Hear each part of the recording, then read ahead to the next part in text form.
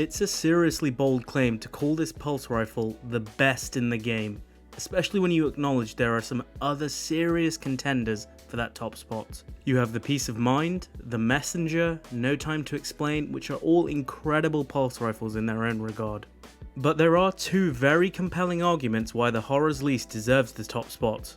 Number one, this is the first rapid fire pulse rifle in the game to have kill clip, and yes, you can 2-burst with it once procced. Number two, the gun is an absolute stat monster and is best in class across all stats. Also, if you can't do GMs to get the Adept version, then I'm very happy to say that the regular version of the gun is incredible as well. Today I'm going to go over my preferred god roll, the roll I'm using in the video, and the stats for this weapon compared across its class, and then explain why farming this should be your absolute top priority. And at the end, I'll give my final verdict on this gun. Let's get into it. Starting off with its base stats, as you can see, the Horror's Least is a bit of a stat monster. It has the most range, the most stability, the most aim assist of all the rapid fire pulse rifles. Remember, once Masterworks, Adept weapons gain stat bonuses to each category, so this gap widens even further. The only area where it lacks is its handling, but this can be easily compensated for with some armor mods. The one thing I will mention is that the Peace of Mind zoom is an outlier. Its increased zoom actually gives it more effective range than the Horror's Least. A well-rolled Peace of Mind can reach 40 meters of range, which the Horror's Least just can't reach. But some people don't like that increased zoom, it sort of takes them out of their peripheral vision, so for those people, the Horror's Least is going to feel amazing.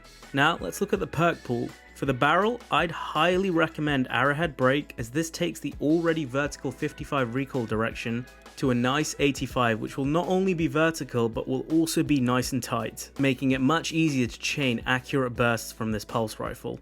Otherwise, 55 is very workable, so even something like small ball will be great here as well. For the magazine, accurized rounds for more range is a no-brainer here, and then for the perks. In column 1, you actually have 3 to 4 good options. Zen Moment, which is more of a controller perk, helps with the recoil of the gun by reducing weapon shake, but personally it's not a favourite of mine.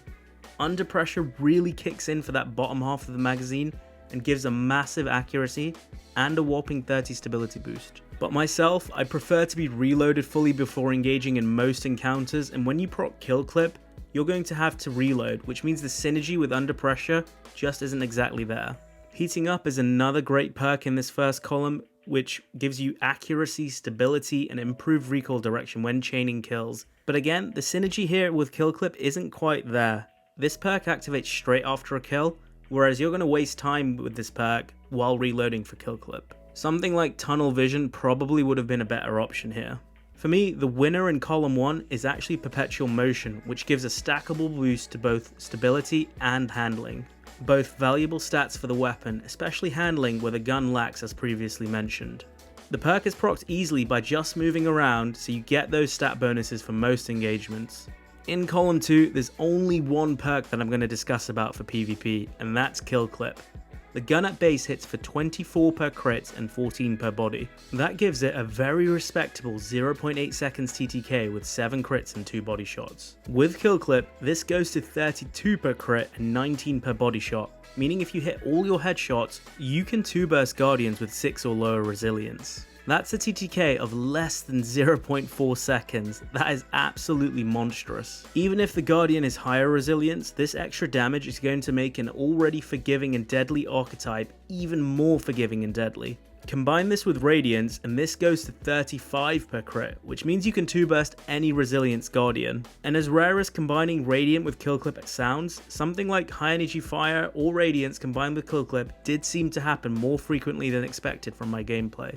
Mod wise, if you're running the Adept version, then I highly recommend an Adept range mod to really push out that range further so that you can duel with other pulses beyond the 35 meter mark. If you have a regular Horror's Least, then something like Counterbalance to really push that recoil direction towards 95 or 100 is going to be very valuable here. With these perks, the gun has great stability, nearly 37 meters of range, and a lethal damage perk on a great archetype of pulse rifle. The roll I'm using in the video is a literal 2 out of 5. Literally Kill Clip and Under Pressure is the only thing going for it, and it still shreds.